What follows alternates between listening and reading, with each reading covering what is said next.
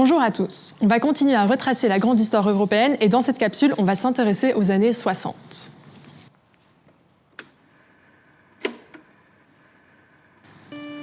Je me trouve dans un décor qui est celui d'une des périodes les plus riches des 70 dernières années en Occident, les Golden Sixties. Et pour m'accompagner dans cette nouvelle aventure, je vous présente mon collègue Andreas qui s'est engouffré dans les couloirs du temps. Hello Andreas. Salut les copains, heureux de vous rencontrer pour découvrir ensemble les premières étapes de consolidation de la communauté économique européenne. Alors, avant de nous plonger au cœur des années 60, je vous rappelle rapidement que l'Europe est un grand projet, une initiative tout à fait inédite dont l'objectif était de pacifier le vieux continent. Il fallait penser les blessures de la guerre et reconstruire. L'Allemagne et la France se sont réconciliées dans les années 50 autour de l'industrie du charbon et de l'acier, et d'autres pays ont ensuite rejoint le club. La Belgique, l'Italie, le Luxembourg et les Pays-Bas. Vous voulez en savoir plus? Allez voir l'épisode précédent. La construction européenne, c'est la promesse du progrès. Elle apporte une dose d'espoir, même s'il y a aussi un lot de crainte face au changement. Alors que la Chine se ferme au monde et qu'un rideau de fer s'abat sur l'est de l'Europe, à l'ouest, le mot d'ordre est émancipation. Que ce soit pour les femmes, les minorités raciales, mais aussi au sein des empires coloniaux qui chancellent.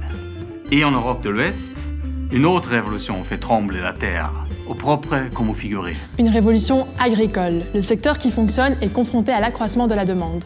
Il y a de plus en plus de bouches à nourrir dans les économies ralenties de l'après-guerre. L'offre ne suit plus et le vieux continent risque de dépendre des États-Unis ou de l'Union soviétique, qui sont à la pointe de la technologie et se sont lancés dans une production intensive.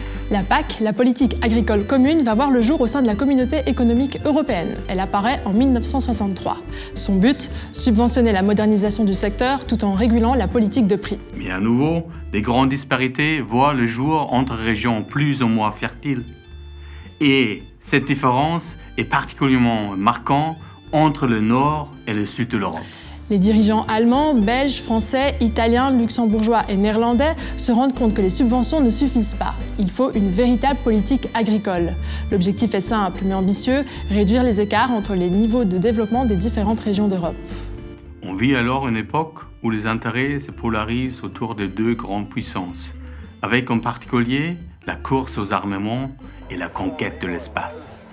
Mais l'Europe maintient le cap de redressement, avec les marchés communs et la fin des barrières douanières. Les zones frontalières, qui avaient historiquement vocation à résister aux voisins, développent désormais des relations commerciales soutenues. Le niveau de vie des citoyens va s'améliorer considérablement et les loisirs sont désormais accessibles à une majorité de personnes. Mais de nouvelles inégalités subsistent ou apparaissent entre des régions européennes. Du nord au sud et d'est en ouest, il faut donc, une fois encore, mettre sur pied un système qui maintient l'avancée des uns et résorbe le retard des autres. C'est la mission que confie la Commission européenne en 1968 à la Direction générale 16, l'ancêtre de la DG Régio pour laquelle je travaille. Pour créer une politique régionale commune aux 6 États membres, on se dit qu'il faut identifier les territoires qui ont le plus besoin d'aide et mettre à leur disposition des moyens financiers. Il faut en fait un véritable plan de développement spécifique. Un comité permanent doit maintenir les liens entre les autorités européennes et les régions, qui gagnent petit à petit en autonomie et peuvent interagir entre elles, aussi bien au sein d'un même pays qu'en dehors des frontières nationales. Les projets des 6 États membres suscitent l'engouement d'autres nations. D'autres pays vont bientôt rejoindre le club. Les années 70 nous réservent de nouveaux défis avec plusieurs crises économiques successives. Je vous donne rendez-vous dans un nouveau décor, celui de la prochaine décennie, pour découvrir comment la politique européenne de développement régional va, entre autres, aider les citoyens à surmonter ces nouvelles épreuves ensemble. À très bientôt et salut Andreas. Tschüss, Afsa.